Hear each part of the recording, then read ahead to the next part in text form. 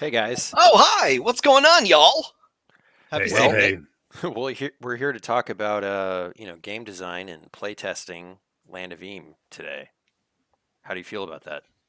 I feel really good about it, and I'm excited to talk about treasure hoards.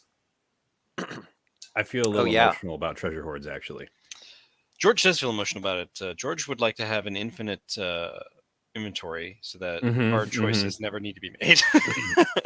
Actually, that was something. hard choices. So that was something I wanted to talk about at the beginning, if possible, like Wait, you just inventory. want Let's just get it out of the way. Yeah.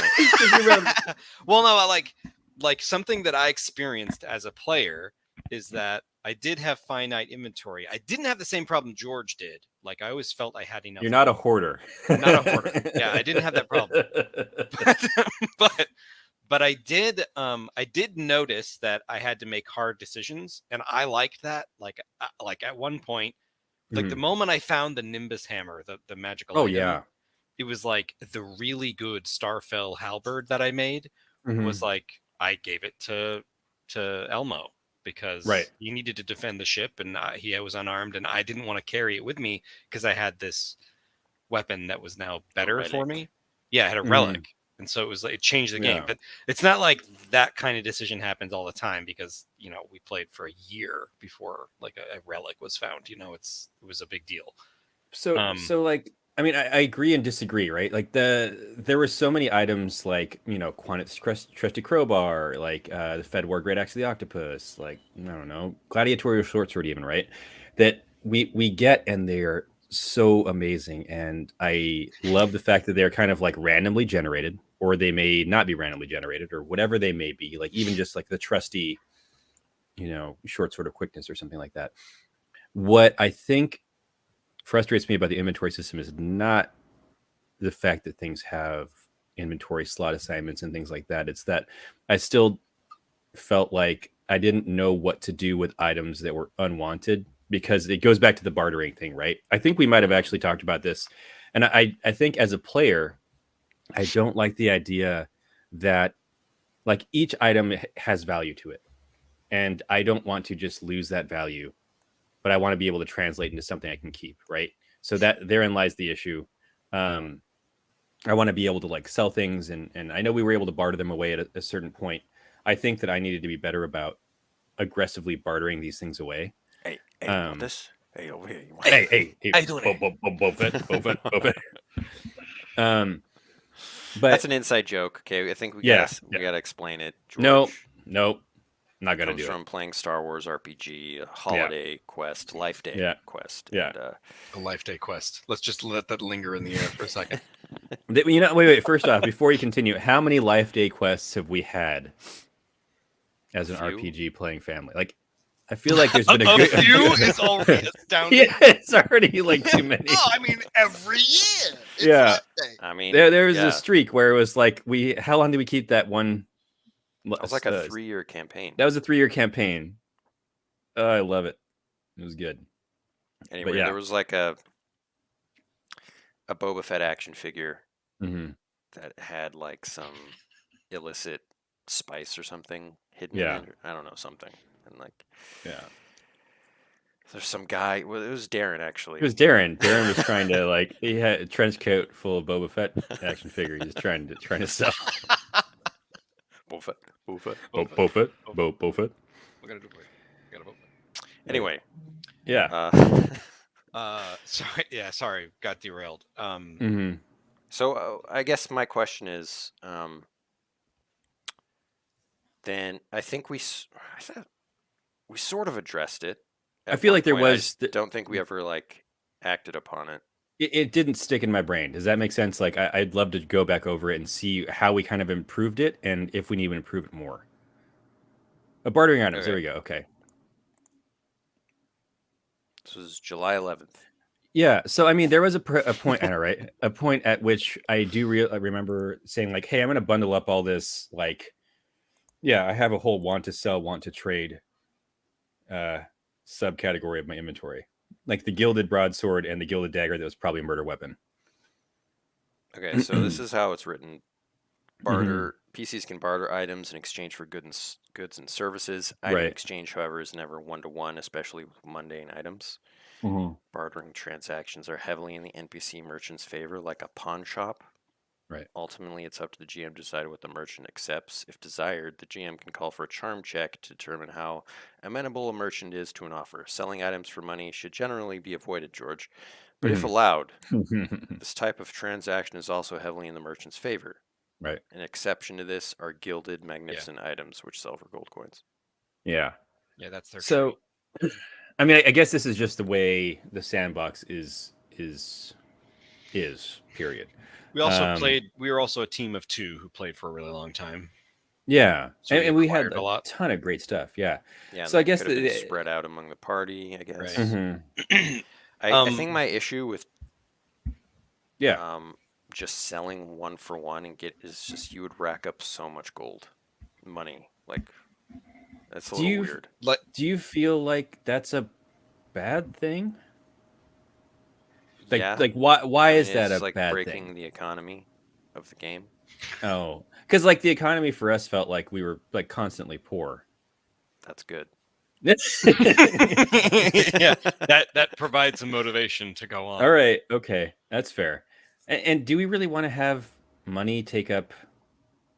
I mean, it is understandable because they are pouches of X, Y, and Z. But like to take up inventory slots is its own like makes me sad. So I had a thought about this regarding materials and like specifically the loyal chum power that like gave me a wagon, mobile crafting, whatever. Like being able to break down mundane items for materials, I think. Oh yeah, we were talking about that. That's great. a really good idea. Because I feel like we added that as well. We did. I'm just talking about it. Yeah, we did, but like in practice, it didn't come up again. But like that was I thought that was a good adjustment to the rules. And then another one I thought was increasing the inventory space for materials like on the chum wagon. So because it always felt like I was wagon like is a funny sentence. It's like it's it's filled with like tuna meat and like like fish heads, whatever the heck else sharks eat. I think it could make sense to like reduce the space that materials take up. Yeah, that's what I mean. Like reducing the space like that materials universally, take up. not just on the chum wagon. Yeah, universally. I guess what I was getting at was like the chum wagon could have some bonus benefit or something other than the inventory or I don't know what, but like because it's makes everything smell mobile crafting. Yeah, makes everything smell horrible. No, I mean, it's the eye of the smelter, of fish guts on wheels. Breaking down items. There we go. Breaking down items. If desired, an item can be broken down into a number of materials equal to its item slot value. For example, a 3-slot item would yield 3 materials. That's great. And how does one break things down? And is it just like, hey, I got a crafting bench, I hit it with a hammer a bunch of times, and now I have materials? Like, there's no checks involved, right? It's just like done. Yeah, that's a good point. I guess you just need crafting tools. Okay. Yeah, I'm of the impression that there shouldn't be like a check involved, like because you just break something. Yeah, right. Hey, it's Grin. I know that that's not how things are made. Hey, welcome. Yeah. I know that doesn't work. You can just like melt down a sword and remake a new sword. That's like totally how it works. But for the gamification of Land of Eve. To break things down, you can go to a refinery to refine it into its base materials. Oh, not a bad idea. Yeah, I mean, Toon Grid has a good point, right? It's like if you have it only at certain locations, or if you have to. Same with craft. Well, I guess that's the converse thing is that in Land of Eve, it feels like you can craft anywhere, right? Yeah, I guess if you are a crafter, and in specifically, I'm going to keep mentioning the mobile forge. The mobile forge. That makes sense to me. You'd be able to break down. You know what? That's a really good. Yeah, right. Toon Grin makes a really good point because I am always thinking in terms of it because I played the Loyal Chum. And so not like all the other characters. I didn't go to a forge to make something, whereas normally you would have to do that. Oh, so that already exists. Yeah, I just that couldn't already remember. exists in the game. I had like kind of blown past it because I was only thinking in terms of having a mobile forge all the time. Yeah, having a mobile forge for a year, I forgot. Yeah, we're just dragging this thing around. Oh yeah, There's there are additional little chums. Mobile forge allows them to right. use their own forge for traveling. Yeah. So, I mean, would there be? Yeah, it's always tough. I always wonder, right? Like these every book, right? Every game system you jump into, and this is probably something for the very end when you guys are finally done tweaking things. There's like the things there where it says like, what could you do in a round, or what could you do with an item? Like really, really quick little sheets that say, hey, you can sell it and you can barter it, you can break it down, you can do this, you can do that. Yeah, it's a good idea. So I mean, well, that's really like that is for the end of like an idiot's guide, like for people like me who forget constantly like what you can do. Like once you finalize everything. That'd be a great like one page where there's just like a simple sentence that says like what each thing is. Like well, Ben, we already had one of those things for combat, right? You kind of created that. We would, for a while, we were switching over to a different screen in Roll20, where it would be like you can do this, or like this is what a critical blah blah blah is, a critical miss with a plus. Yeah, it's kind of like tables just to help. Yeah, tables. Yeah, right. Yeah, I think those tables are so useful for people who, you know, like the GM is responsible. Like everyone's responsible for knowing the rules to a certain point, but like the GM is responsible for knowing probably a large sum of them, like the book more cover to cover, and a player who may be more passive would want tables like that. So Toongrin, you bring up a good point. I think that's reflected in the loyal chum, who's like the crafter. It's more. It's the Jack Lopez of classes, you know. Wow, that's a reference to one of our creative writing professors in college. George is just constantly derailing things with inside jokes that we have to explain, or else it's like nonsensical. It makes Ben so angry. You don't have to explain anything, Ben. You don't have to explain anything. No, but like bringing it back, Toongrin does make a super good point. Oh, interesting. He says, break it down into phases of interactions, sort of like Yu-Gi-Oh explains how the card mechanic works. Yeah, I totally follow that. You're a big Yu-Gi-Oh guy? Yu-Yu hockey? No, like the... no, like the breakdown. It's like, you can craft it, you can break it down, you can barter it, you can pop it, whatever. You can twist it, you can flick it. What you can do with an item. It's just like what George was saying. Wow. Whoa. I just got uninvited to the stream. I'm sorry. Wait. I have to. That's a reference to like a 90s like toy, right? Toy. Yeah. What is it called? Sure, I feel like it's still around. It's Bop It. It was a Bop It. Oh yeah. Bop It's. Wow. Yeah. Ben's brain, he's seething. Ben is no. I can see the steam coming out of those like ear cans right there. It's like we're supposed to be talking about the game. No, dude, it's all good. It's all good. It's funny, man. It's just the GM in me. You know what I mean? I know. We got to keep the. He's forgotten that he's not GMing. I'm normally never like this. I'm not like this. I'm not a Ben is usually like a chief contributor to like the shenanigans of a conversation. It's just that like and he's trying to keep it straight for a stream. Business Ben comes out, you know. It's all right. We got plenty of time. And this was like the main thing I wanted to talk about was like breaking open crafting and items and stuff. Because my responsibility was to kind of knock through crafting, although I didn't do it that much when we played. Just practically it just we're on a stream, it's not like no. They don't need to see me crunching numbers for 40 minutes. One thing I've discovered in rules writing, I think, is that it's probably just better to have bullet points in most cases. That is very true. Like I think the majority of times where I ask Amir a question about stuff is when it's like a very long explanation of something, and I start to find, not intentionally, but like my mind works backwards, so I'll misinterpret things that are just too well written out. And I'll ask for clarification that has to come back to just being like bullet points. And we've made great pains to like make it so that the explanations of things are short. Like you can see here that like most things are super short. And this was recently edited down, like weapons and armor. It was like longer, and there was a weirdness about piecemeal armor Oh yeah, definitely. That was. So now it's like 4 items of piecemeal armor grant what Oh, that's cool. other armor would. Because light armor, medium armor, and heavy armor are assuming that you're getting like a chest piece at least. Mm-hmm. See, this is what's interesting about doing kind of a debrief, right, on our whole seasons. A lot of the changes that we may have wanted from the beginning or along the way have been made already, and I think it's easy for me as a player. I don't always see the updated stuff, like to forget that yes, we've made these really good changes that we've already talked about. So there's a lot here that is like improved or refined, right? And some of it I'm aware of while we're playing, but we're also like playing on a stream, and I'm not like going through the book in detail to like pull up the data all the time, just because I don't want to like mess up the cadence. Right. But right. After the crowdsourcing campaign for Land of Eam, I'll have a physical copy in front of me, which would be great. That will be great. And then like 70 errata. Wow.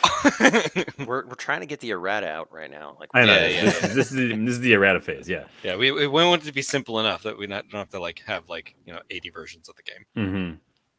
I like the idea of a recipe book. That's always interested me. Yeah. Like being able to find unique recipes that aren't like just there for you.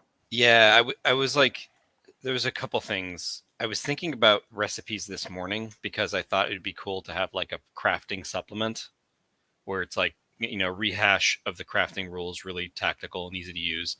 And then, recipes that can be associated with different locations. So a GM could like throw them in if they wanted to, or a PC even could like look up what they like and pursue it. So it's not always like I discovered this recipe in this treasure hoard or at this location. It's I want to go pursue this recipe because you can buy this from this guy in Bogtown, whether it's in the sandbox or not. Just as like, here it is. Well, you guys already have a ton of recipes for like, all the materials you can find and all the different regional fish and herbs and stuff. Is that already made its way into the book, like the X plus Y equals Z thing, or? That still needs work. It still needs work, but yeah, I think that speaks decent place. Yeah, I think that speaks to kind of what Tingrain's talking about. Like you guys already have put it in. God, you have put in so much work. It's ridiculous. There's so much content that I think is not represented here that is already moving that direction. Like the recipe book. I mean, you could even have as part of character classes, origin backgrounds. They know X, Y, and Z local recipes, right? Like, hey, a certain number of things that are local to river country or river country. Yeah. That's Tungrins has a great comment. I adore the blue mage of Final Fantasy Tactics. Me too. And love the idea of a cook class that can be great support with their meals. You slay monsters and turn the materials into meals to buff and debuff. Yeah, I love talked about that a little bit because kind of went on a wild tangent of adding a bunch of cooking recipes. We did some of it. We did some of it on the stream. It didn't come up a bunch, but we did do some of it. Yeah, I mean, that whole section just needs a little work because, I mean, as it is, everyone has access to all of the recipes. Right. Right.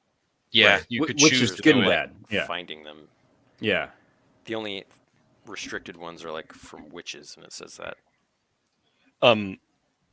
I can't remember who made this suggestion to us some time ago, but the more and more we talk about specific rules like cooking or crafting or whatever, the more I like the idea of having one-shot adventures that are that centralize that mechanic. So that that are like seeking out. It's like you could do a chain of adventures that have all of these different mechanics as a focus, so that if whether you wanted to go deep on one of them or not, you could like learn them all and like see how they all play. So figure out what elements you like, because it's like not like you have to craft or you have to cook or you have to whatever. It's just like it's there for the folks that really want to do it. I think this is where the Land of Eam system gets very. It's not cumbersome. It's just very complex, right? Like you have tons of options and tons of variety. It's almost akin to like how an MMO would feel like with all these different things, but without the benefit of an easy way to track things, I guess. Right. I think that it's generational, right? Like maybe back when there was less computer tracking, less games and stuff like that, that had all these systems already electronically made for you. It was very easy where people would create their own spreadsheets and all these other things, which is what we're asking them to do essentially, right? So there's so much lovely complexity, but I wonder at what point does it become hard? And I guess it really boils down to you can pick and choose what you really want to deal with and engage with in Land of Game. Yeah, I think that was kind of the vision. We wanted it there for people that liked it. And crafting and like you don't have to do any of it. Finding all the resources and stuff. That's not like it's not mandatory to the game at all. But no, I think it can be rewarding if that's your thing. Well, I agree. I think it can be rewarding. Sorry, but I feel like it also can be difficult when only one person wants to do it. And that speaks to the dynamic of a dungeoneering and D&D group, less to the system itself. Yeah, so let's talk about actually finding materials, because I think in our own campaign that was like I was like,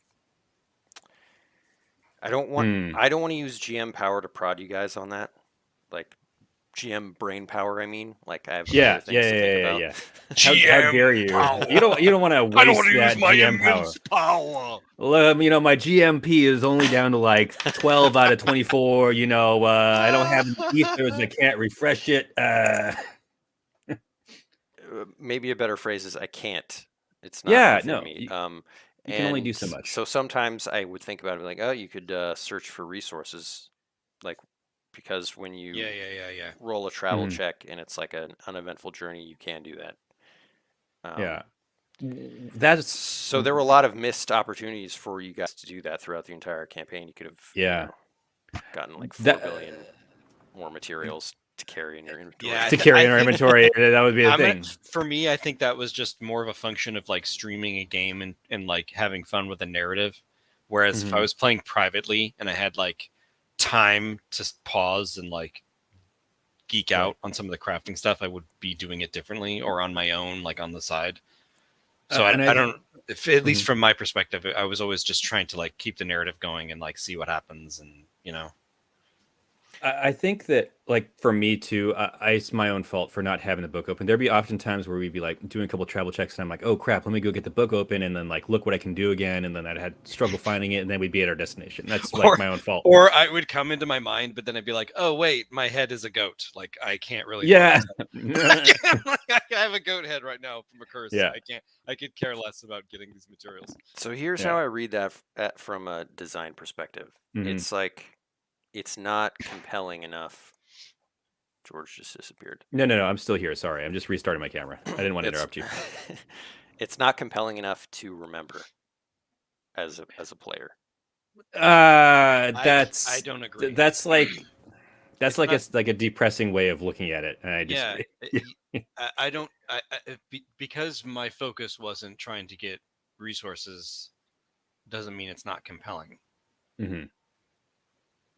I think for me, it was like, I just can't remember which one I want to do. I know I wanted to do something, and I didn't want to stop. This is also, like James said, a factor of streaming, right? I didn't want to stop the stream and be like, hold on. Let me look this up. Ben, what can I do again? And then 10 minutes figuring out exactly this thing and referencing the recipe that I like. It's like, I think it's not the forum for that.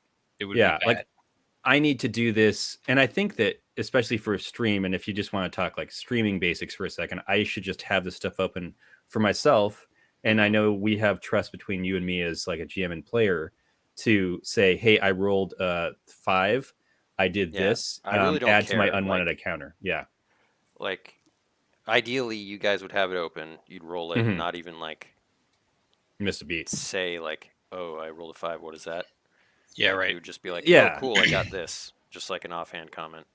Right. Yeah. So I think maybe I just don't have enough screen space, because I usually do have it open, but then I'm like, I don't want to. I really just don't want to slow it down.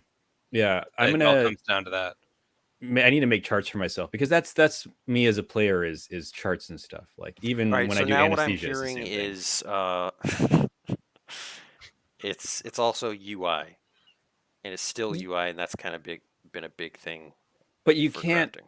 you can't like point the finger at its UI because we're playing in the context of we're streaming and we want to keep it going. Like in a bigger system, we would have downtime, we would have physical things in front of us, or we'd have like the ability to search through. And I think for me as a player with you guys right now, it's difficult because you guys are constantly refining things and I never know when I have the most up-to-date rules. And that's on me, right? I'm sure you've shared them with me and then I can't find them again. That's on you, George. That is on me. It's 100% on me. That's on me. And that makes me as a player feel stifled because I'm like, I don't want to be like, hey, I did this, this, and this. You're like, no, that's actually changed. But that's a very isolated thing that we can't translate to how normal people. I hear that. Well, you mentioned downtime. Mm-hmm. And it's kind of something I wanted to jump into. You mean like our downtime as a player? Yeah, as like an actual. Are you about to illuminate the fact that we do very little prep because we're really busy writing 40 books?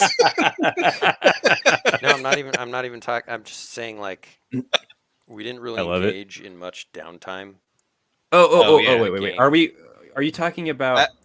Define downtime, Ben. I think I know. I will. This is. I want a definition. I don't even know when I put this together. The downtime rules. A long time ago. Ben has like fever dreams where he like blacks out for a week and he puts together more rules, and it's crazy. Or it's just like 2 hours on a Saturday. Also true. And it's mostly from like seeing something in another game, being like, how could that fit into this? Mm-hmm. So anyway, and it's not even entered into our official documents. This is like our ancient original one. Your tomes. Workshopping area. Yeah. So anyway, what do you guys think of a downtime mechanic where there are like discrete things that you can do during that time? Like you can take an action to represent your time, whatever. Say it's like a week or whatever. What do you mean take an action? Like crafting, for instance, is one of them. Sorry, when I hear take an action, I have a some kind of cost associated with it, right? Like does it cost time? It costs this, or is it just? It's like taking up the downtime. Yeah. It's okay. Like, it's almost how do you like use your downtime? Playing prompts for like, what did you do while Mike was crafting? I made a fool out of myself and I woke up in my socks. Yeah, procedures to it. In some cases, there's also one where you can reduce the XP cost of improving a skill. I'd be doing that all the time. Yeah. You can gamble, perform. Wait. Just by using money, this man wants us to be poor all the time, and he says, "I just use money. It's fine." You guys weren't actually poor. At we the were time, not poor. You had just gotten like ancient coins. You had like 5 pouches of ancient coins. I didn't carry any of the money. I only had like lords. Yeah, I only had like 2 bags of copper the whole game at any time. Yeah. Or like a bag of gold. So like I was always like, oh man, like I don't think I didn't like register in my brain that George had like hoarded a treasure. Right. But I also was like very, very cautiously doling it out. I wasn't just spending it at all. It was like, getting us some cannons and stuff, But yeah. You can perform as a bard. I will be famous among the locals. Yeah, increase your reputation. Yeah. I'm going to play Hootie and the Blowfish in the corner. Or you could just like work a shift at Norks Noodles. Yeah. Yeah. It's like pick up an extra shift, get some silver coins. 12. See, this is all great. Like I think this is currently not in. I mean, we could use it for this next campaign. Yeah, that might be fun. And then heal wounds is like kind of a big thing. Like, yeah, no, that is definitely a big thing. It's happened to us multiple, and that's probably how we've always used our downtime. Is like we're unconscious for a while. Anyway, I'd like that. I think that is all great. Yeah, I would like to more intentionally have moments of downtime that we don't even have to. Maybe we don't even have to have on stream, but we acknowledge that it's happening off stream. Yeah, like, hey, what did you guys do between last session and this session. Yeah, unless we're like the middle of a dungeon or something. Yeah. Right. No, I was just about to say, like, the only time that this blows up for a stream is when it's exciting. Like there's like a cliffhanger or there's a whatever, and it's like, oh, you're trapped in a dungeon and there's like a vampire on the other side of the wall. We'll see you next week. And it's like, what'd you do? Well, I worked this shift at Nork's Noodles. Like, yeah. Now, yeah.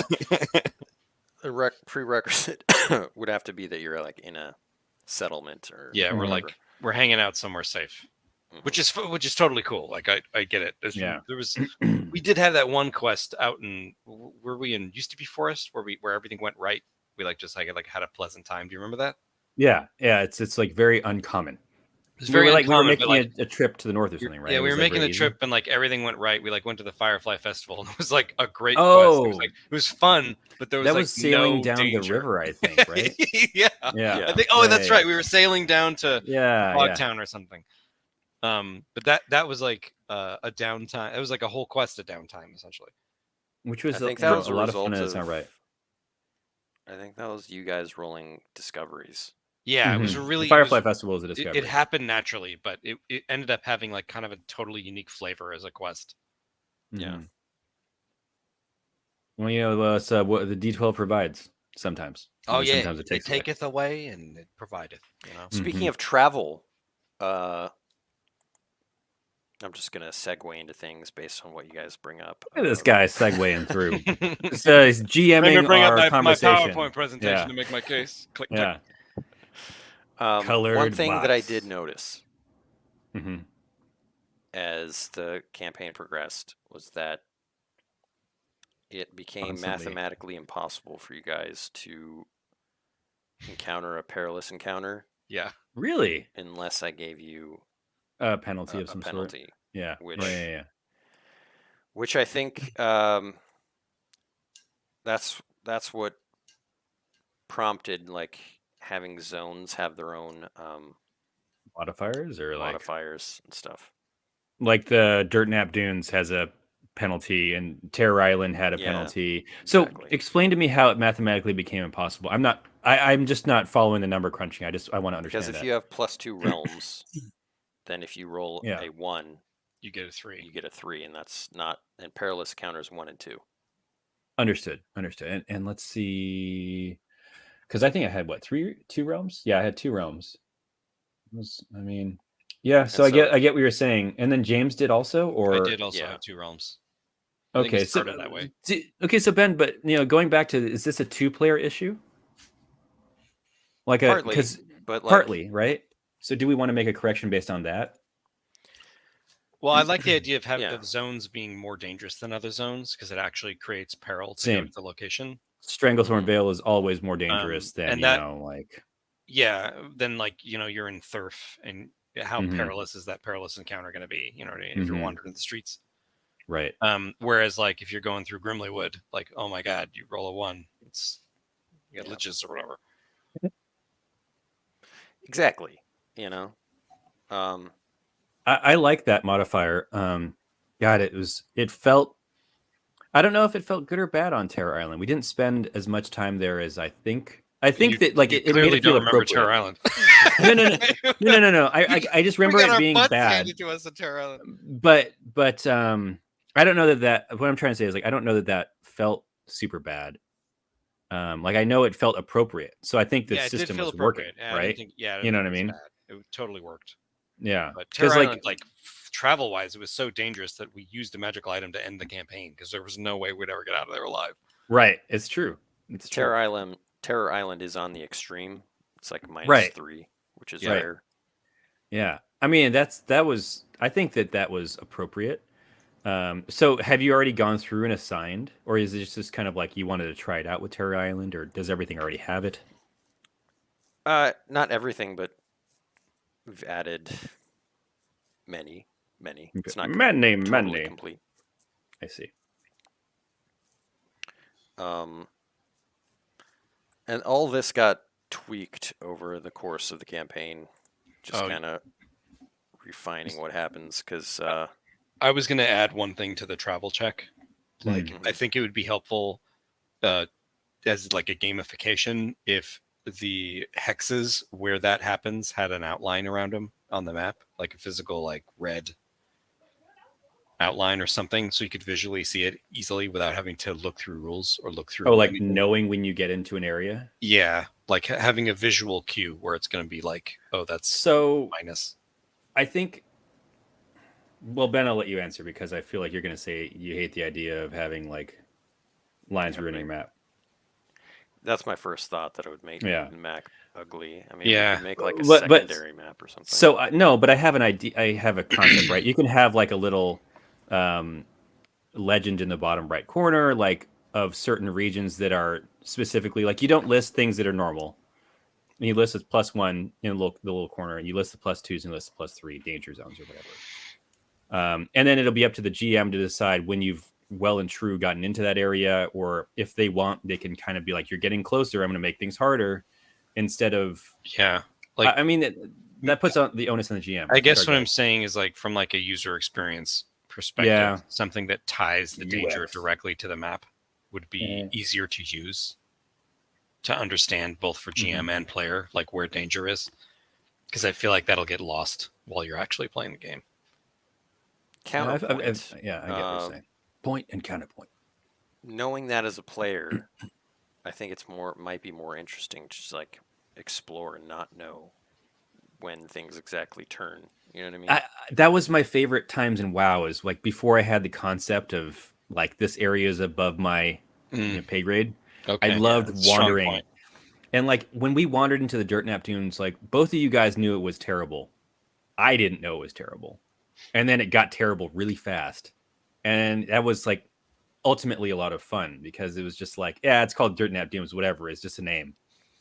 And then, we get lost there and we get our like butts handed to us and almost die. And I think that's great. I think not knowing, or like we tried to stick to the road, but then we got wrong turned off of it and all this other stuff. Like, I think that's great. And I could go either way on there being like a second GM map, like showing the zones, but I'm not sure it's like that important in terms of like it's like in the really that going to make that much of a difference if a GM just makes it up where it begins and ends. I like the being at GM discretion. I mean, like if I was GMing, I would totally do like an incremental, like as you get towards the heart of the Dirtnap Dunes, that's when it starts to really ramp up, versus like, there's also, sorry, I didn't mean to interrupt you. No, you're good. Yeah. I was going to say there's also just like GM prerogative where it's like, hey, this event is going on in the world. I'm going to go ahead and say you're -1 to your travel checks because bandits have taken over used to be forest, or, this, that, or the other. And like the flexibility to do that. So then you have like cues as to what is dangerous naturally, but you can manipulate it because world events can take place. The volcano can go off, like no more Olgos, the Black Mane in Dirtnap Dunes. It's not so dangerous anymore. You know what I mean? So have the flexibility to make it whatever you want to make it. Yeah.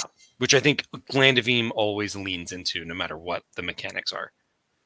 That's the beauty of it, right? Like Land of Eam is the ultimate sandbox in the sense that you can just keep modifying things and modifying things and modifying things. And the system will take it. It will bear it. And it will, keep working with it. That's George just blowing smoke right up our... Felt good, though, didn't it? Didn't you like? You liked it. I know you liked it. You loved it. The power. Don't tell me. But yeah. This is just all making me want to make my own like cheat sheet quick play guide for when we're streaming, because this is again the AM PM effect. There is too much good stuff. I agree. I think like a cheat sheets for specific things, like 1-page rules for like 6 pages of 1-page rules that we have printed out for us would make it easier, because I do struggle to juggle it all, because there's a Roll20, there's a stream, there's a camera, there's a whatever, there's a character sheet. If we're like paring things down to 1-page rules, why doesn't that just become what the rule book is? No, I'm saying I'm not saying we don't. I'm not saying we do that. I'm saying we have in front of us prepared. No, I know that's an earnest question. I know it's an earnest question. Because if that's like what people are actually going to read, then why not just make that the rule book? That's Because like the beauty of like the Dungeons and Dragons rulebook, right? When got I my wouldn't first, look at those as like amazing standards anymore. But go no, ahead. but I'm talking about like yeah. Hold on When a I got second. Crap like on your dreams. yeah Continue. thanks, buddy. That's the most sensitive thing you've ever said to me. No, it's like so getting like how many years ago when I got my first 3.5 edition rulebook and I looked through it, I loved reading through and seeing these long exhaustive things. Like that was great. It colors it. It gives you flavor. It gives you context. It gives you even just the writing style and cadence. I agree with George. Creators. I think the rule book gives you context. I wasn't suggesting the rule book be like a bunch of 1-page rules for each thing, because it almost is that already. There's like 3 pages for this, and the core rules are there. It's like it's already pretty easy to use. Yeah, but it's not like I don't need to know about a whole random dungeon in front of me. Like, yes, I can turn to that page in the rulebook to extrapolate what I need to know, but like I need to remind myself, and this is for me as a player, right?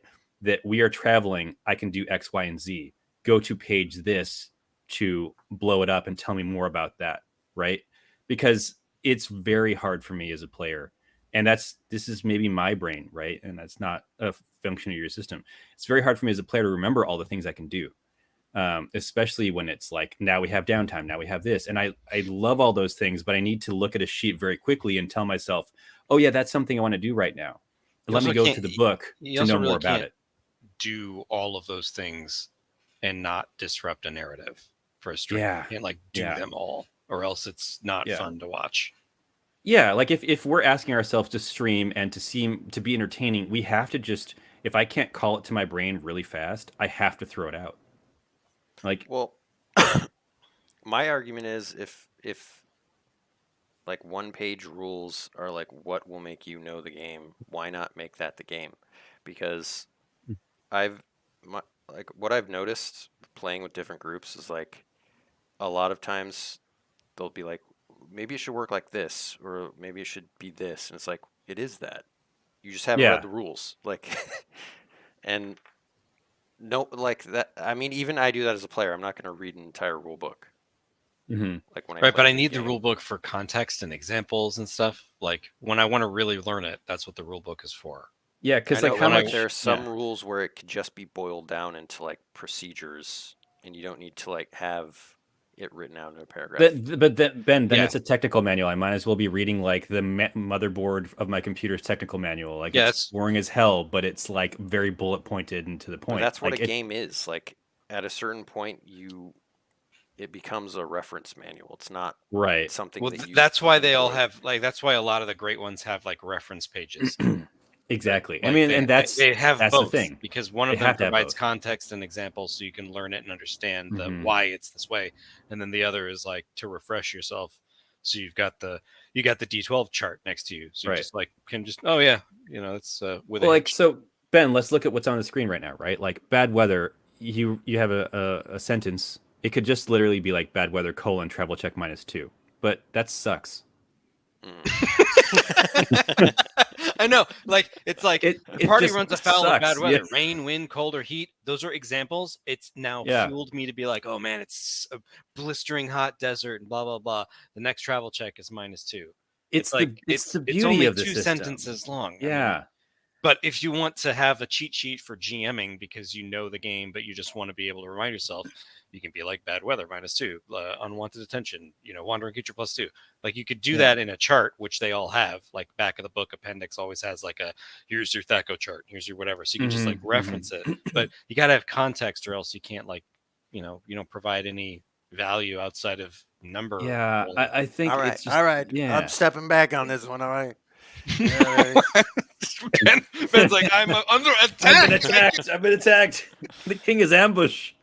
People like it too much. I mean, maybe we make a separate PDF full of that. I don't know, like a reference. Well, I am so behind this. I love the idea of having just like now that I understand the game, which I do, to the nth degree, but like. Now I've got this, my cheat sheets, because I think there's a lot of GMs who would play this game already, who would just love to have access to the D12 results chart for this, that, or the other, because it's really helpful to just look at it to glance. Yeah. Yeah, they're not all going to memorize what a 7 does immediately. And Ben's mind, he's like, it's so easy. It's just, I know. It's like, well, you made it. It's like, it's different. Yeah, 7. Come on. No. Yeah, what do you? I mean, you guys should know by now. Yeah, I of course. don't know. But like, I don't know what George it is. Doesn't know. Yeah, I truly. Well, a 9 is a success with a drawback. 9 is complete success. 12 is critical. And you want a 6. 6 and above is first skill check. No, 6 and above. I if I'm doing a depends. Classic. See. You can't see George's hands. He's furiously erasing his scantron. But yeah, just like simple charts, like having them available. I think it just is. It's a user interface thing. I can't think of a game that I've opened up that didn't have both. And it's all preference too, right? Like, some people don't care about this stuff. I'm mildly idiotic, so I do care about this stuff. Like I have to have simple things in front of me. But I love to go back and read more in the book. James, I think you're coming more from the Warhammer side of things, where no, I'm thinking of having a simple outline. I'm like, I just looked at a D&D one that did this. Like when I look at D&D books, it's not very user friendly. It's like no, but like there might be a quick start guide PDF that's got simple whatever. Like think of the old D&D screens, how they had like just simple references. Yeah, but like that's that really sort of thing. Book. It's like you got to dive into the book. Wait, what page is this on? It's like 290. Like that's always been my experience. Yeah. Agreed. And I don't think you can get away from that unless you made like a completely digital thing where people are just clicking on things constantly. But I want to get away from it, George. You want to solve a problem that is Gary Gygax has tried to solve for years. Well, I don't know. I think like Gary Gygax was just like the most inefficient rules writer in the world. What? You heard it here first. Ben is spitting on his grave right now. That's wild. No, I do agree. It's like it's cumbersome. Mm-hmm. It's definitely cumbersome. But you strip too much out, and then you lose the soul. Loses its soul. Yeah, it like loses its soul. Well, it's funny because you only need to read the soul of it once, and then you don't care about the soul anymore. You want to like get to the get to the meaty bits. Yeah, that's kind of true. I don't know that there's a right answer for this, Ben. Yeah, let's move on to the next topic. I can't move on. I gotta beat this horse to death. Let's perseverate. Let's ruminate. Be some cows chewing cud. Let's go to character classes and stuff. Okay. Maybe you guys have thoughts on your classes. None. All right, moving on. I really enjoyed playing the Loyal Chum. Yeah. I too enjoyed playing the Knight Errant. Was there anything in the Loyal Chum that you thought could be improved or wasn't working exactly how you thought it could work?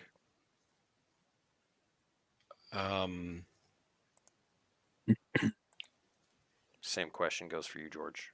Yeah. Not mechanically. I kind of enjoyed and used all of the powers. Mm-hmm.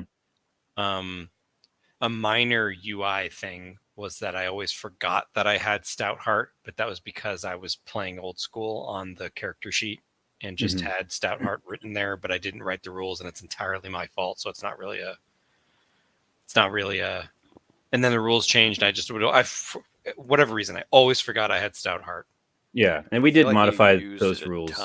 I used it a ton at the beginning, but I was using a different character sheet that I had it all written out on, and then I updated it and then filled in. It was my own thing. It was my own fault. It's not really a criticism.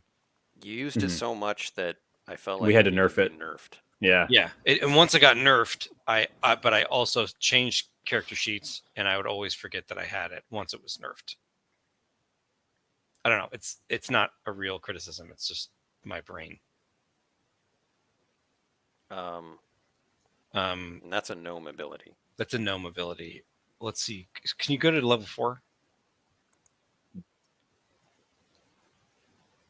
You use Jack of all trades. Jack of all trades. Jack of all trades is super fun power. Really useful. That is probably one of the best abilities in the game. Really fun. Because you can just give yourself advantage on something twice, very apropos to the twice situation per session. at hand. And I like that it's super flexible. I did use it up quickly. Use it up quickly. It really helped with role playing stuff.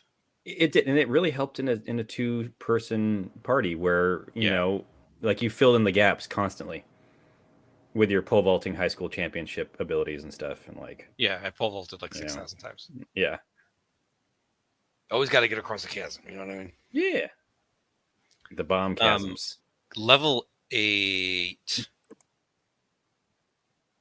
Yeah, home and hearth. I way underutilized. Yeah, we were never home. But it was like never. Like getting home was like not possible.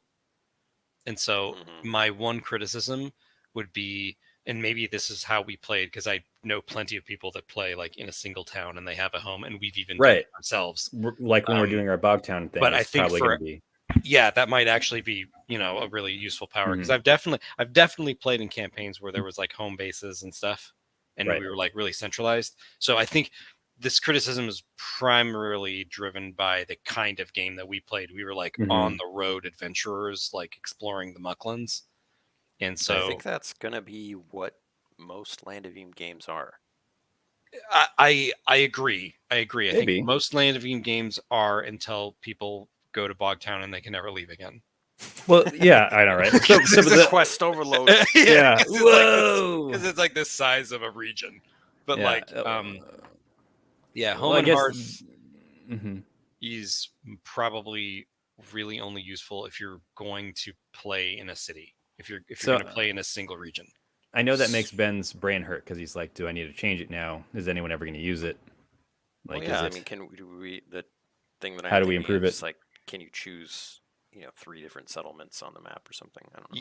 Yeah, like I think the quality of the power is so good. I mean, like, look at this. Like, party can eat and shelter here, recover 2d6 courage nightly. Party can keep inventory items there without any worry. Tinker checks have advantage. So this is very easy to solve. You treat it like a Hearthstone in WoW. You just set a new home and hearth. I'm serious, right? So, like, you're adventuring in a region. You've moved think about this. Being able to like set like your house, or like set your home and hearth, like your safe spot, would make the power so that you don't just use it once. And then another thing you could, zhuzh it up with is like travel checks to return home to your home and hearth, maybe with a certain bonus because you know the way back, or like it happens faster because you're going back. So that would have more. I mean, that might be too good of a power then, right? But then Muster Courage is also something that's quite amazing too. Yeah, I mean, my thinking was that the power could be nerfed a little bit and then made to be like create a home and hearth no matter where you are. Like you could like create a home and hearth where you could do these benefits can take place once per session or whatever, once per game. And I actually first thought about this like when we were in Squawknest Mountain. I was like, I thought like, God, it would be cool if I could like this cave that we're hiding, I could like gussy it up and like make this like a safe spot on this really dangerous mountain where like, we stay in the cave, we're fine. But the moment we leave the cave, it's like terrorizing us. But so it's sort of like a different idea then. It's not. It's like it's a different idea, but still keeps some of those elements. And maybe, I mean, keeping your items safe without worry is such like a PC versus GM thing. It's like GM can't screw with your materials. GM, I use my power to prevent you from robbing me of this like precious thing that I love, and you know what I mean? Because like it's like at any time the GM could just like take away the thing that you love. Are you saying that's too adversarial for the game? I'm not saying it's too adversarial, but I think it's there as like a adversarial fail safe, so the PC can be like, oh no, can't steal this here, it's safe. But I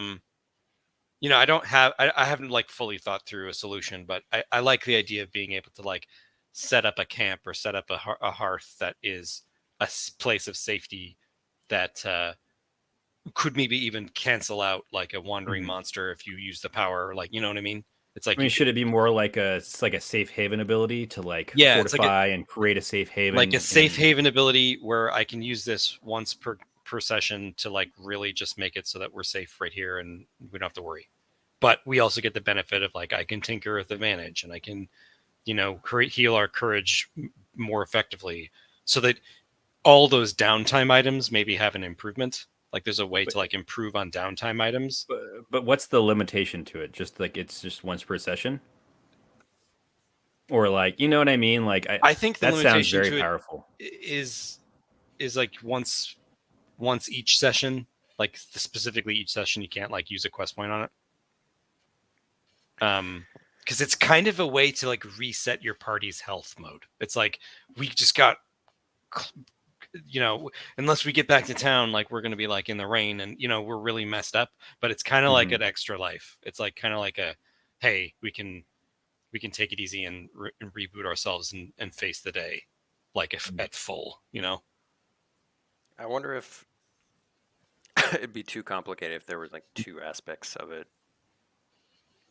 If it was like one aspect is how it is now, but then there's like the more active aspect of what you're talking about, where it's like you do create this home and hearth in a settlement, whereas certain things can happen, and then you have this other active ability that you're talking about, where like your camp becomes, you know, a hearth. Maybe it's literally like home and hearth. It's like home. You have a home in a settled location that's permanent, and it has these benefits. Hearth, stone. Once each adventure, you can, you know, create a safe haven that has X abilities, so that you can. Because I really like the idea of the loyal chum being able to like, fuck.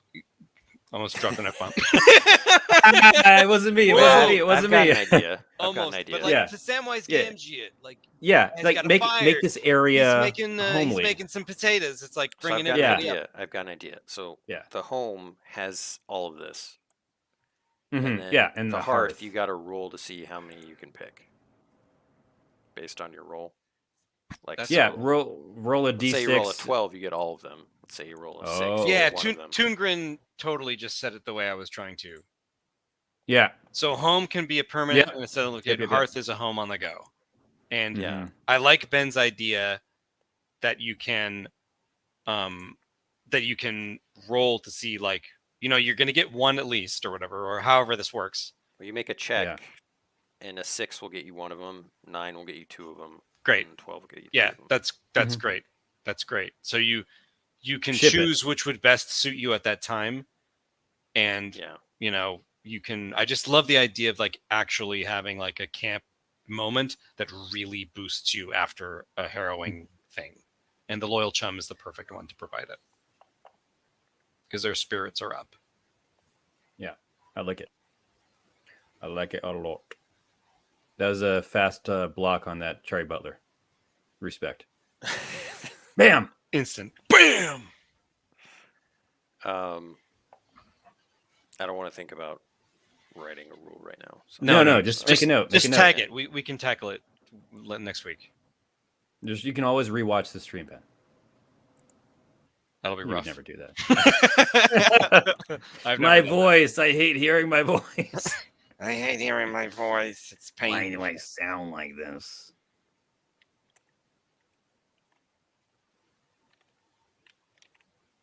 Tingren has a good point, and I think I know the answer. I would say that it has to carry over, but what do you guys want to do? So I think that home carries over, but hearth, if broken up, doesn't. So that you can make a new hearth. Mm-hmm. Yeah, that's reasonable. That's very reasonable. Reasonable. And I don't think it's like too much of a thing if you use a quest point on this. Yeah, I don't either. Like, I don't either.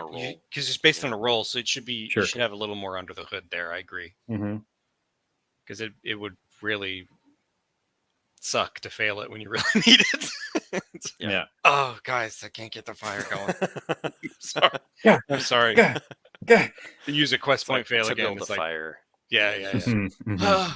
Blow through 5 quest points. You fail all 5 times. Devastating. party wipe. But cool. That's yeah, cool. those were the only two spots that I felt was, you know, whatever. And I didn't use level 10 powers, and the several powers I didn't use just because I skipped over them. We use accordion to plan a lot towards the end. I think that was a solid power. Not a lot, but like towards the end at least. Yeah. Toongren makes another great point. You don't want to be there. You want to avoid being stockpiled, because sucking at something leads to fun storytelling, and I totally really agree. does. And how many moments did we just fail, and then it created some fun content, or followed our flaw or ideal, and it like creates like, you know, that's Land of Beam. That's Land of Beam's core. Yeah, we should actually probably like actually write that under the players' objectives, like. Total party kill. I love it. TPK.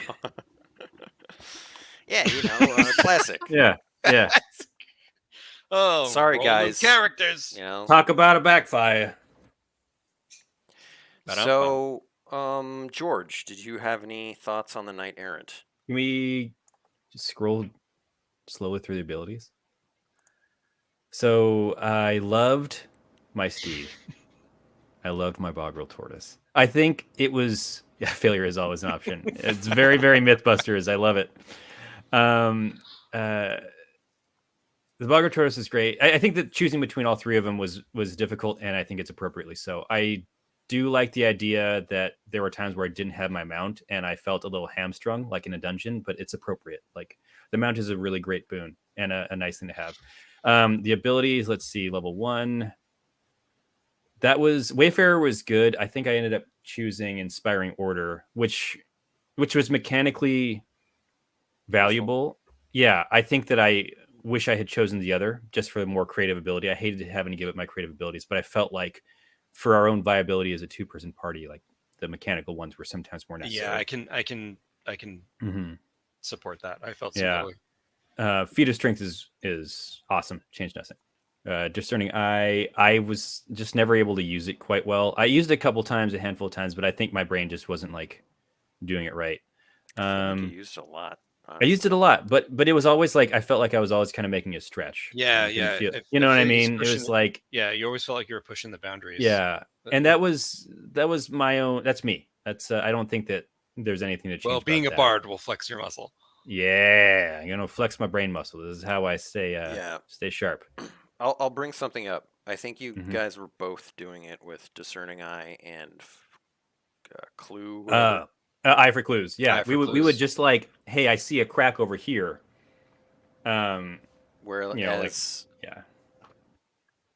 Discerning Eye was specifically supposed to be like a narrative weakness or vulnerability in something. And I'm not sure that always was done to a T. And then Lil Chum, I don't even know what level that is.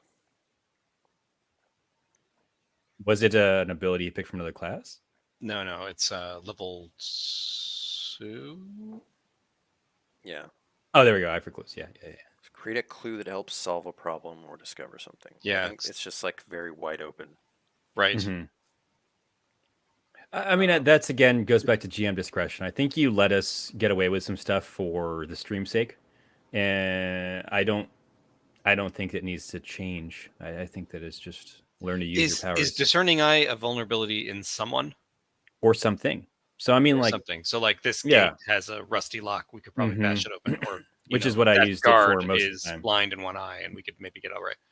Well, you're already using it better than I felt did. The stretch.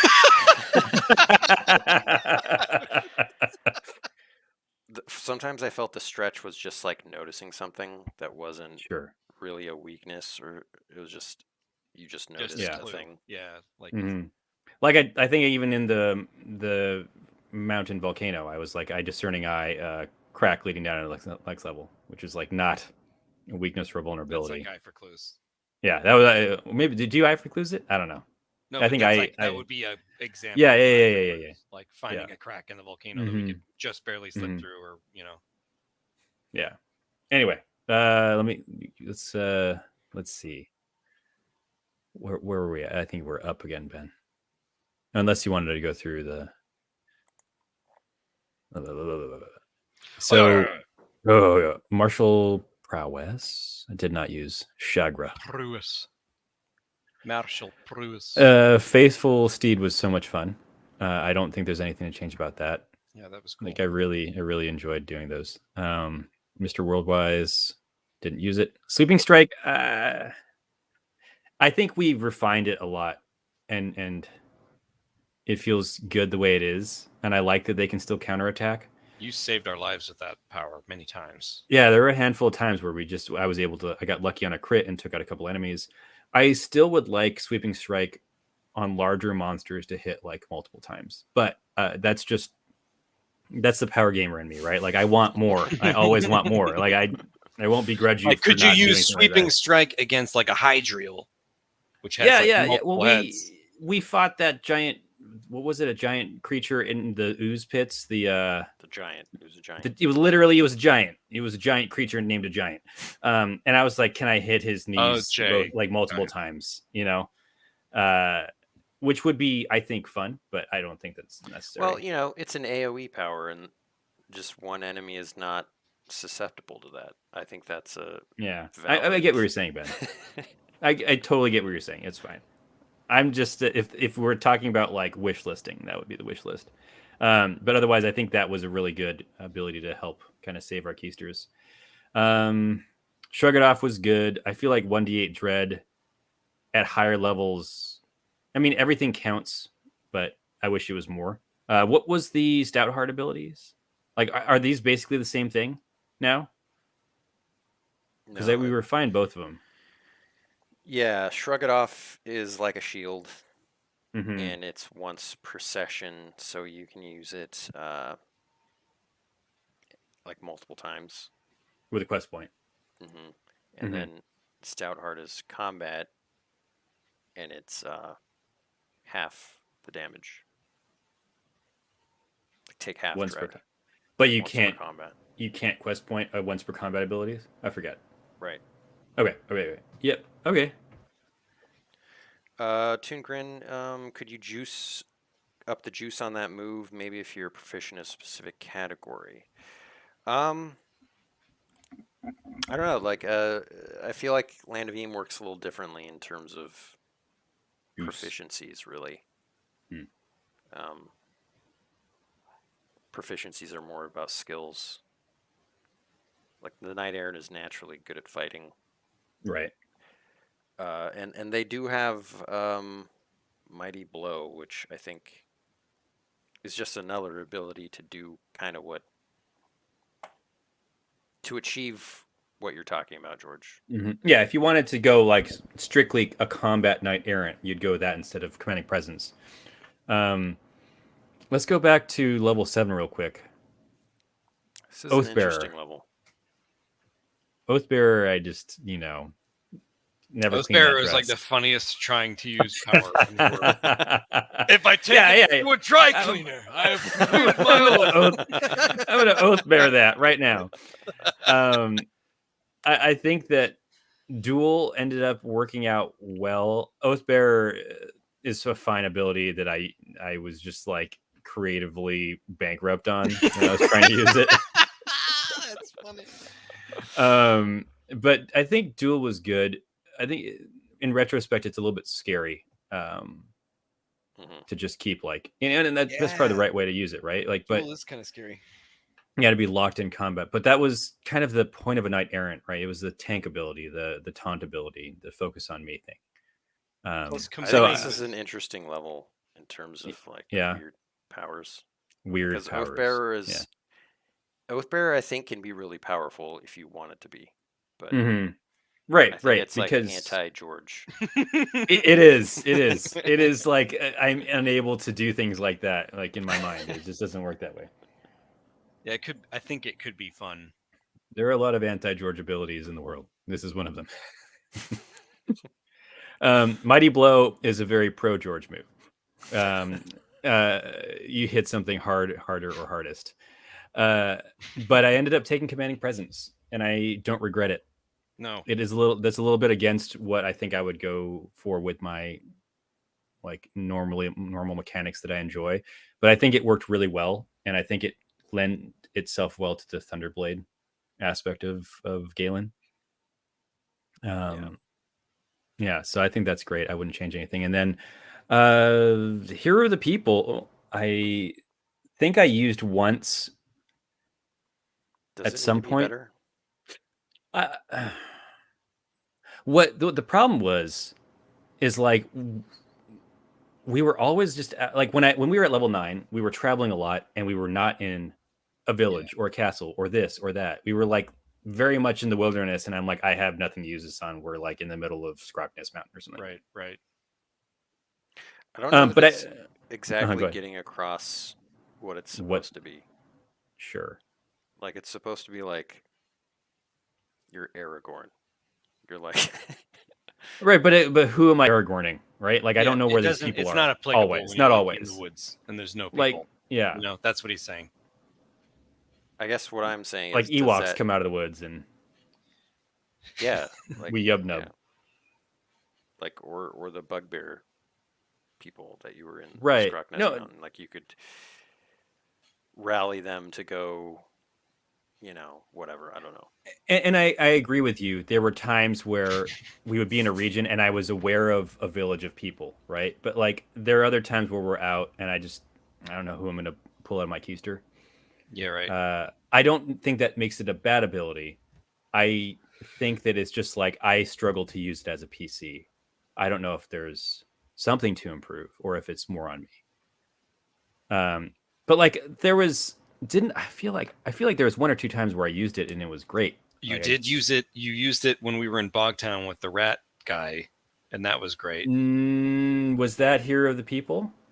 Or was that? I think you used Hero of the People. We like stayed with that peasant family, like on the docks. That was Home and Hearth. That was. Oh no. I also used Hero of the People for something though.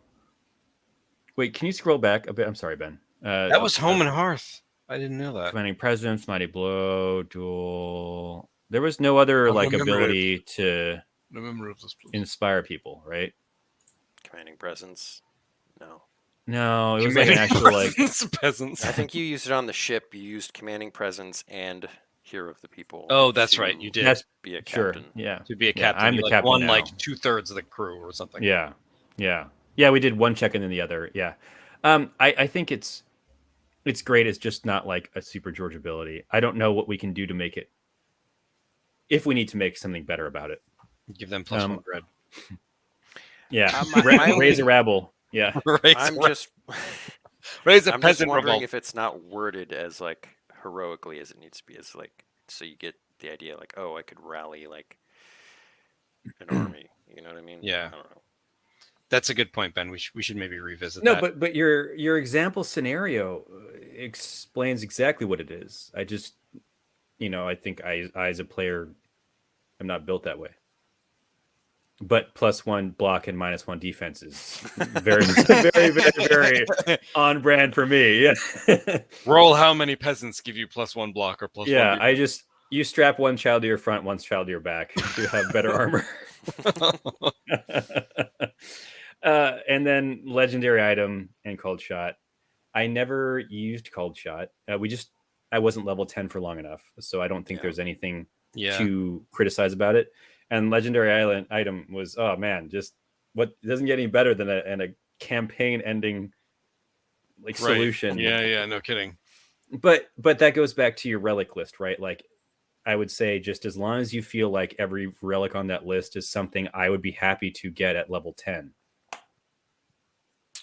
I don't think it's at that point yet. That's the goal though. Right. And that's the point of the refinement. Because like barring, like, let's say you get a terrible legendary item, is called shut enough to be a happy level 10 ability? Like, we should just briefly look at this.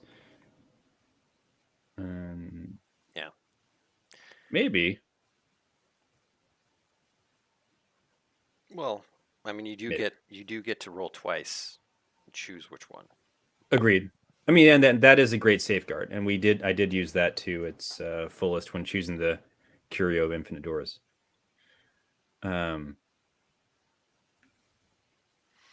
Yeah, right, I think cool. I think that everything's great. I was very happy with the class as a whole. Awesome. Is there anything else we need to go over?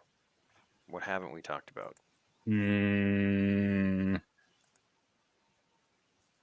Land of Eam 2, the quest to make more money. Well, I don't know that we actually. Let's complete that first quest first. Yeah. We didn't talk about the role-playing XP. Oh yeah. Thing. But you guys have already kind of started to make changes on that, correct? No? Well, just in terms of those questions that we used like a few times at the end. I liked the questions. I thought that helped focus it helped facilitate, because there was just like, hey, Riley, you still live Wildar? Yeah. The questions are huge, like, actually. Yeah, and we stagnated a little bit because of just, fatigue from like, no, it's creative fatigue. It is creative fatigue, and I think the questions really facilitated. A 2-man group where the characters like really are just friends and not at odds with each other really makes it difficult. It does. Also, it's hard to watch a 2-man group at odds with each other. Yeah, it's so true, because like, we're 100% Gordaka. That's exactly how I feel. It's really difficult to like role play adversarialness the whole time, or for like a whole session. Like, I'm sure people can do it and make it interesting. I think I just feel gross. Nah, I mean, it really helps to have like 5 people in a party or whatever. Yeah. Like, one of them is a jerk and they're, different relationships back and forth. Gordaka is over here. You trying to insert yourself into this group here? He wants to stream every Saturday, he says. He'll raid our stream every Saturday. He will raid our stream every Saturday. Let's see. Was there anything else? Treasure hunting. Did we actually talk about treasure hunting? Because we changed it a lot, and I don't know that we've ever really talked about it. To say if it's working or not. I like the updated rules more than the original rules, for sure. Agreed. Yeah. Yeah, I think that it was all hunky-dory. Well, I mean, it was like well refined. Clinical term. Tune Granite does make for a good test dummy. It's true. Entirely new player. What else about treasure hunting would we want to? Tune Green, you should join the Discord if you haven't already. I don't remember seeing you on there.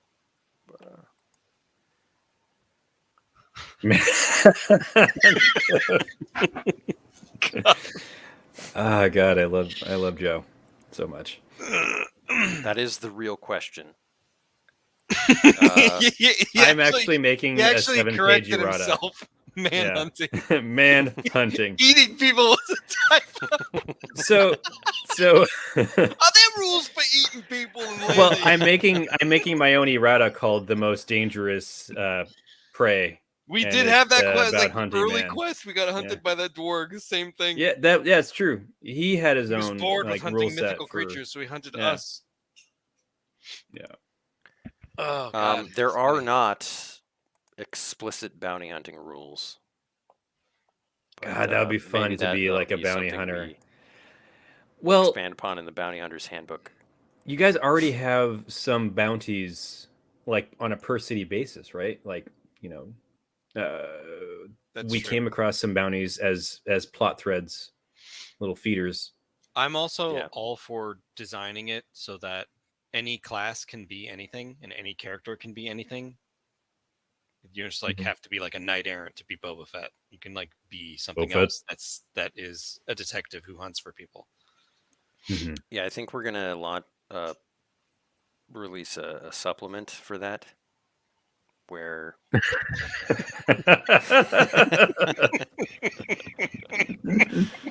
I feel like it would be a huge headache. Thank you, Gortaka. to release that in this game, like the initial release of the game. Yeah, no, that's just like parking lot that. Check out our in the future. Patreon moment. Yeah, But and at the $12 level on Patreon, you put money towards me having my own 6 hexes on the map. So really, if you want to up your pledge and see my creative chops flexing, vote now if you'd like to see. Now. If you're on the Patreon or would like to join the Patreon to support us, you'll be able to support the creation of 6 George hexes. Yeah, they're crazy hexes. You can't even fathom what would go on in them. They're gonzo. Gonzo hexes. But yeah, going back to the you can be anything you want. I think we're envisioning like a handbook that has basically alternatives for abilities that are more like generalist that anyone can dip into. Mm-hmm. And then we're going to have handbooks for each class that expand the abilities that you can dip into. But it's a matter of making choices. It's not like you get everything. You're going to have to make the choice of what you're choosing to get at certain levels. Mm-hmm. So it's not like I've got 900 abilities I got to choose from now. It's all going to be the same amount. 900. Where is the Django Fedavim? Shane Chandor. Or Cade Cateran. Or Cade Cateran. Sorry, Cade Cateran. Yeah. Is the Boba Fett, so technically I guess he is the Django. I mean... Yeah, as a clone of himself, yeah. Cade Cateran has been cloned for generations from the original Cade Cateran, who is somewhere locked deep within the volcano. He's Coruscant. Exactly. I love it. Or some other Star Wars planet. Camino. Is that where they are? Is that it? El Camino. That is El Camino? Yeah. Is that actually where they are? It's unfortunately no, it's not El Camino. I was about to say, is that true? El Camino is all of it. El Brother knows. Camino. Oh gosh, I was right then. I was close enough. It's K. You were. I'm surprised. I just thought of the car constantly. Doesn't exist anymore. The Empire blew it up. As they should have. We're gonna have to go ahead and blow that one up. Yeah, about that. All right. I think we're getting close to the end, but I want to circle back to the inventory. Whoa. Opening up old wounds. And what do you guys think would be a good kind of number for materials and maybe even money? Like how much inventory space they should take up? Gosh, I don't have a good answer for that right now. Because currently it's 2 materials per one slot, right? Per one slot. We're going to 3. We're going to 4. I actually would like to see it like 5 or something. Really? Like easy increments. You know, it's funny because I was going to say 2 is fine.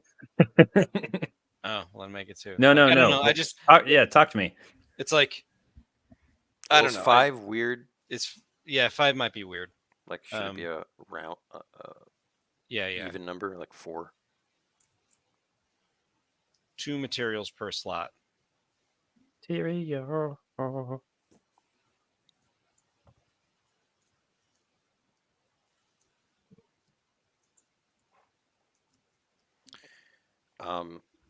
Yeah, let's scroll a little bit. Yeah, I don't know. I don't know. I don't money always feels gross, but I think you can treat money like you were treating the 0 slot items.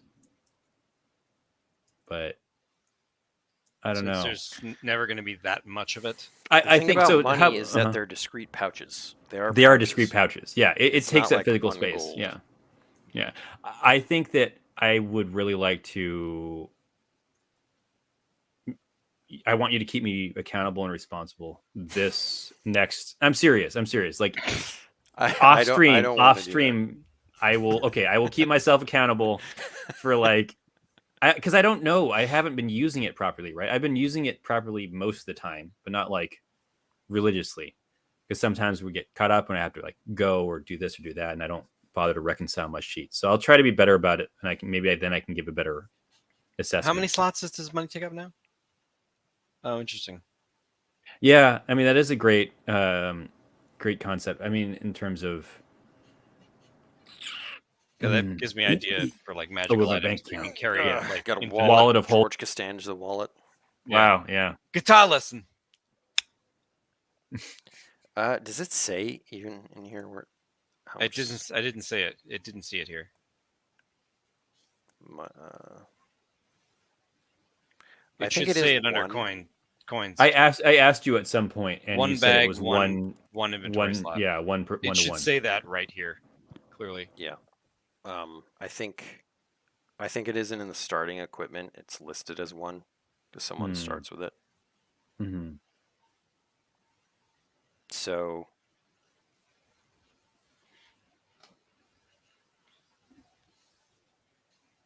yeah, I'd be open to 2 if that's a problem.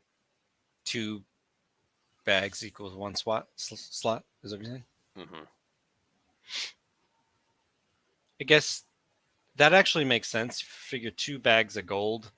Is that equivalent to holding a shield in terms of weight? I guess. How much is I don't want to. I don't want to get too much into the weeds. This is land to me, you know. I think that would be like a small buckler. Small. I like buckler. I think that's great. I mean, like this is the right level of abstracting. I think like to not. I don't like James is right. We can't think too hard about it. The 2 These slots are the things we have to think about, my friends. These are. No, what I'm saying, I don't want to think about like the weight ratios and like volume of bulk. Like it's a game. I want to make it fun and easy. I think like 2 bags, like a bag of coins equals 2 slots. I'm sorry, 2 bags of coins equal a slot is reasonable. Mm-hmm. Now, that kind of makes me feel like we should just stick the same thing with materials, and make them the same. Yeah. 2, everything 2. Well, then you just double all the other stuff and like. Actually, you know what? The reason why it feels like you need to carry more materials is because stuff requires so many materials to build. Mm-hmm. But then once you build it, the thing that you built only takes up 1 slot. You know? Well, so the refining process, shaving off like, whole block of wood to get a toothpick. Yeah, right. That's what it felt like. Mm-hmm. And so maybe we could think about that offline. That's why you wanted to have like more materials. Yeah, more materials always, because or have them make up less slots, because I'm going to trade in 10 slots for 1 slot. Mm-hmm. Which is a lot to manage, especially if you don't have a home and hearth or you don't have a mobile forge. It's like you're a slog carrying a lot of materials back to wherever you got to go. So basically what you need to do is create like one of those store places where people have storage, lockers, and you have to pay like, upkeep and you store your materials there. We'll have pods delivered to the PC. Yeah. Yes. That come out of Krogland. It's like a Krog pod. Krog. Wow, that would be amazing. I would pay for a crock pod. Amazon Prime. Well, the more I think about it, the more I want the 2 things to be the same. So if we're going to increase it, sorry, which 2 things? Coins and materials. Just so there's not like, oh, this is 4 and this is 2 and this is like, yeah, totally. Yeah. This should be the same. I'm just talking through the logistics of what it was like to have that anxiety about the materials in my inventory. So my vote is for 2 or 4. I say 2. I was going to say 4, but that is because I'm thinking in terms of materials. But 4 bags of gold taking up 1 slot seems a lot. But I think like if you just think about like in the grand scheme of things, Ben, the inventory system is actually very generous. Like. I know that. That's why I'm like so perplexed by you, George. I know. That's why you get my ire up so much. Ben, got all these slots. Yeah, you know that, but you also know that I have an inability to give up any of the items and equipment. I just hoard things. So it's like let's call it 2. So you're taking up 5. I think it has to be 2 for 10 materials, and you'll transform those 10 materials into a 2 slot item. Yeah. Why not 100 materials? Gordaka says. Well, that's just like way off the charts, my friend. That's because he's playing Shogun Total War, and he wants to have like, I need 6,000 grains. Yeah. Well, like it's like in Shogun Total War, it's all measured in grains of rice, so it makes perfect sense. Like, I need 65 million grains of rice. I need 65 million ingots of iron. Yeah. No, I think that Ben objectively 2 is better because it still preserves the sense of inventory management. I don't know. I will still complain. I want to make it good, and I also want to make it so people actually engage with these systems. That's really what I want. I am going to make an honest effort to engage with this system in the next stream starting in January. All right. We'll see how it goes. You know, I'm. We'll see. I'm a bard. I mean, I'm just going to be like, I don't need material goods. Just throw things on the ground. I'm a mushroom rascal that doesn't understand money. Yeah. We're going to be like, we have no inventory. How much could a banana be? $10? Yeah. Toongrin is a person after my own heart. The first thing a player wants to do when they see a system is to mod and break it. It's like the school of George. It's all I do. And it's like not intentional. I'm like, why not? Like, why this? Why that? This is George to a T. Yeah.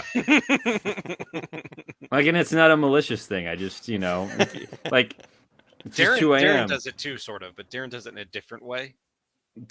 Darren will find one ability that, like, he finds very useful. He finds the exploits. He will force choke everyone. But he won't necessarily break and mod it. Yeah. Yeah. My inclination is to like notice how it's broken and like not want to do that. Mine too. But I'm 50-50. I will not like go to the gross extremes of like abusing something. I feel I could be wrong. Well, you guys got any last thoughts? I love this system. It should be a billion times more popular than it is, and I can't wait for you guys to launch your Kickstarter. I thought you were going to say, do you have any last words? And that's a really ominous way to start a new campaign. Yeah. Do you have any last words? Final thoughts on this playtest, the 1.5 long playtest that we did. Was it only 1.5 years? So it felt like a million years, but in a good way. I had a ton of fun. I can't wait to play through the Rascal for the first time. And pretty sure one of us is going to die early.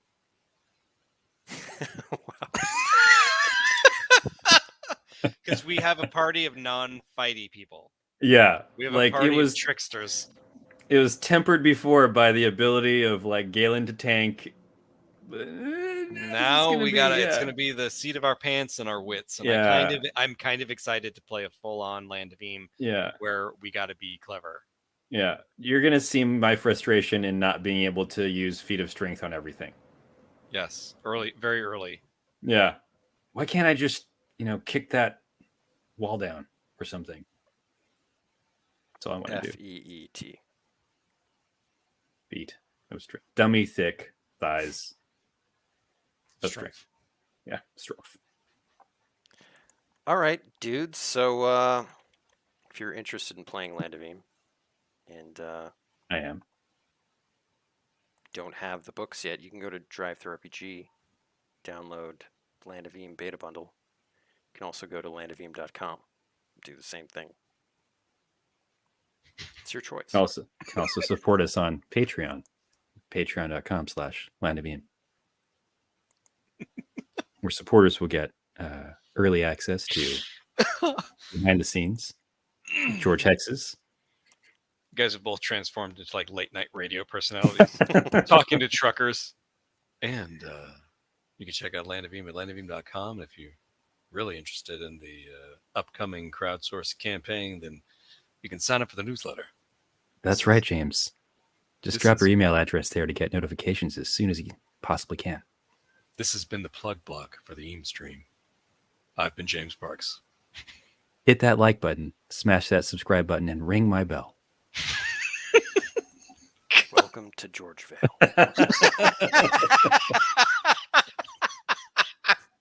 Oh, that's funny. Canon. Welcome to Georgevale. It's canon. Oh man, can we please? I'd like to vote that George have a weekly Eam stream called "Welcome to Georgevale." It's just him talking like that as he plays a video game. Like explaining each part. Oh god. I'm gonna go ahead. Yeah, I got to start streaming again. I really got to start streaming right. again. Yeah. Yeah, I really That's like fun. how the controls respond in this game. It's very classique. Nerdy fan question, guys. Lando theme from Chungrin. Thought it was pronounced Land of M. Does Eam come from anything? What's the etymology of it? Is it you wanted a sort of Oz name for the world? I feel like I remember Yeah, you guys kind of. explaining this on that art stream recently, right? Oh yeah, that's right. Not that I don't want you to tell Toongrin right now. It's just I thought it was very interesting. Yeah, Eam is the name of the world that all the stories take place in, and this kind of the story behind the name is that Eam is the in-world term for the light in an ember, like the Eam in an ember, which kind of harkens back to the Rickety Stitch epaulee star and flame motifs of like the old world. And as Land of Eam is now today, it's a kind of a post-apocalyptic fantasy world that has forgotten its good old days, and everybody's doing their best to eke their way through a world where the bad guys are the rulers. Sorry, eam their way through a world. It's the in-world gnomish term. Yeah, it's not like a real thing. Right. And yeah, you are right about their way. The Oz, kind of going for an Oz vibe. Yeah. Yeah. That's true. All of it. Wow. It's been fun, guys. Yeah. Yeah, it is. Yeah. All right, everybody. We'll see you next week. Thanks for hanging out with us. Have a wonderful time. Yeah, thanks for all the discussion and the wonderful comments we've been getting, especially Toon Grim. Love having you participate. Appreciate that. Yeah, and happy holidays, everybody. Happy Honda days, y'all. Oh, you got the first 2 books. The third one's out, my friend. And it's pretty good. Gotta say. Thank you, Toon Grin. Yeah, thank you. It's pretty good. Very, very good. Oh, Ben. Oh, George, please stream forever like this. This is just my face. Yeah, the other George you see is actually the filter. You have a normal filter on. What is it, MODOK? I kind of look like MODOK. Yeah, you do kind of look like MODOK. All right. We'll see you guys later next week. Or not. Take it easy, everybody. Wait, we're not streaming for the next 2 weeks, are we? No. Oh, that's right. I might try to stream some games over on Twitch, but thank you for understanding, Toongrin. Yeah. Ben just Toongrin is embarrassed. Totally agree. So I guess we are not streaming next week or the week after for the holiday break, but we'll be back January. Yeah. But that said, we might be streaming at some random times, so watch the social. Yeah, we might be doing some art streams in those weeks. But we're coming back. Go ahead. I was going to say doing some art streams talking about our new series, Dungeoneer Adventures, which will be coming out in May 31st. May 2022. May. And then I always want to say March. Gosh. We'll be back with the new campaign on January 8th. So stay tuned. All right. We're going to really leave this time. Goodbye, everybody. Farewell. No, you hang up. You do.